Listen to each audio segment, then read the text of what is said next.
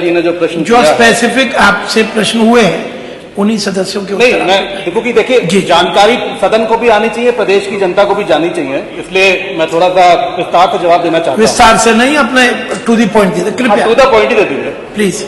मानव नशा की मुक्ति के लिए ये बात सही है कि जो नौजवानों को नशे की लत लग जाती है, ये हमारी भी सोशल रिस्पॉन्सिबिलिटी है, जिम्मेदारी है कि उन नौजवानों को हम नशा से मुक्त कराएं। उसके लिए मेरे जवाब में आ गया था कि विभाग कौन कौन से कार्यक्रम करता है, कौन कौन सी योजनाएं चलाता है, जिसके माध्यम से, और जो नशा मुक्ति केंद्र प्रदेश में चलते हैं, उन नशा मुक्ति केंद्रों के माध्यम से उन नौजवानों को नशे से जो उनकी लत होती है उनको हटाया जाता है, उनको सही करके रिहैबिलिटेशन सेंटर में एडमिट करके उनको नशे की लत से बाहर करके उनको बाहर किया जाता है। मुझे बड़ी हैरानी हुई कि समाजवादी पार्टी की तरफ से ये प्रश्न आया, क्योंकि कुछ तथ्य जनता के बीच में जाना भी चाहिए। मान्यवर, जब इनकी सरकार थी 2012 से 2017 के बीच में, अरे भाई जवाब सुन, इन्होंने तो मणिमंत्री जी 2012 ये इनका जो सीधा प्रश्न है, एक मिनट सीधा प्रश्न है कि जो हमने कोई जांच वगैरह कराई है और क्या कार्रवाई? बता रहा हूं आगे चले। मान्यवर, लगातार इनकी सरकार में नशा मुक्ति केंद्रों की मान्यवर लगातार इनकी सरकार में नशा मुक्ति केंद्रों को घटाया गया। 2012 में जो 33 थे, 2013 में 26 रह गए, 2014 में 18 रह गए, 2015 में 18 और 2016 में 17 ही रह गए। ये इनकी प्रतिबद्धता थी, और क्यों ना हो, क्योंकि इनकी सरकार में जो नशे के तस्कर थे और जो नशे के जो माफिया थे, उनको इन्होंने गोद में बिठा रखा था, तो इनकी क्या प्रतिबद्धता थी वो 2012-17 के बीच में आती है। जहां तक हमारी सरकार की बात है, सुनिए, जहां तक हमारी सरकार की बात है, बताएं। हमारे यहाँ जो नशा मुक्ति केंद्र चलते हैं, जो हमारे यहाँ नशा मुक्ति केंद्र चलते हैं, ये माननीय सदस्य उत्तर आ जाएंगे।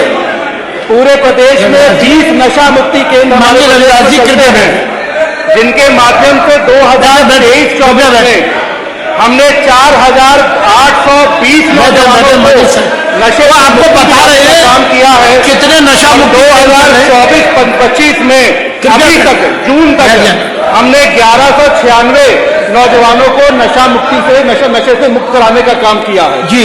जहां तक कार्यक्रमों की बात है, जो मैंने जवाब में दिया है, मैं बता दूं आपको। कृपया सीधा 2023-24 में कृपया सीधा हमने मद्य निषेध, शिक्षात्मक और खेलकूद प्रतियोगिताओं के माध्यम से 1260 का लक्ष्य था, हमने 1260 उस लक्ष्य को पूरा करने का काम किया है। हमने मद्य निषेध, शिक्षात्मक एवं खेलकूद प्रतियोगिताओं में पुरस्कृत छात्र छात्राओं की संख्या, जो हमारा लक्ष्य था 5040, हमने उस लक्ष्य को पूरा करा है 5040। मद्य निषेध वॉल पेंटिंग की संख्या 1260 थी, हमने 1269 बढ़ के हमने काम कराया। मद्य निषेध होर्डिंग की संख्या 21 थी, 21 लगी। मद्य निषेध रैलियों की संख्या 252 थी, 57 हो गई। मद्य निषेध गोष्ठियों की संख्या 1680 थी, हमने 1696 करी। मद्य निषेध प्रदर्शनियों की संख्या 336 का लक्ष्य था, हमने 336 उसको पूरा किया। सांस्कृतिक कार्यक्रमों 252 का लक्ष्य, हमने 257 किए। प्रिंट इलेक्ट्रॉनिक मीडिया के माध्यम से मद्य निषेध, शिक्षात्मक, प्रचारात्मक कार्यों की संख्या 35 थी, लक्ष्य था, हमने 36 किए। और नशा छोड़ने उपचार हेतु प्रेरित किए गए व्यसनियों की संख्या का लक्ष्य 3024 था, हमने उसको 3024 लक्ष्य को पूरा किया है। आपने 21 वर्ष से कम आयु के लोगों इसी का और जो उन्होंने आपने अगले प्रश्न तक चलेंगे।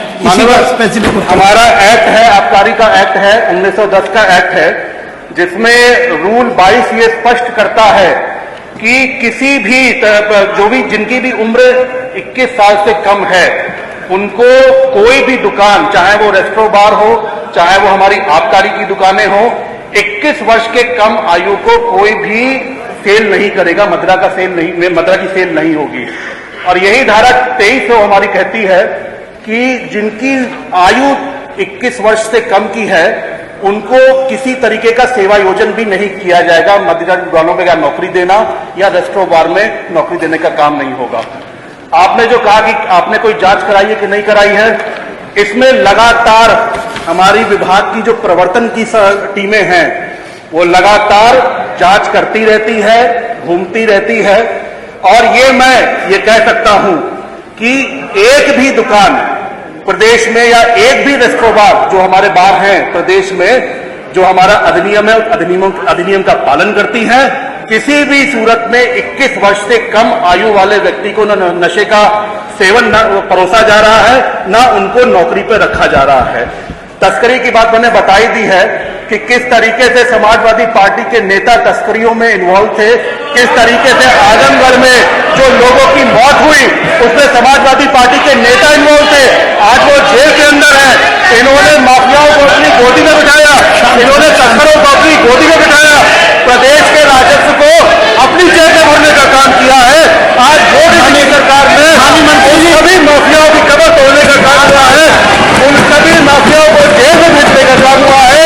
आज योगी जी की सरकार में जो राजस्व इनकी जेबों में जाता था, आज वो राजस्व जनता के बीच में पहुंच रहा है। 14,000 करोड़ से बढ़कर आज हम 50,000 करोड़ की तरफ पहुंचने का काम कर रहे हैं। ये सच्चाई है तो प्रदेश की जनता के बीच में पहुंचनी चाहिए। बहुत बहुत धन्यवाद।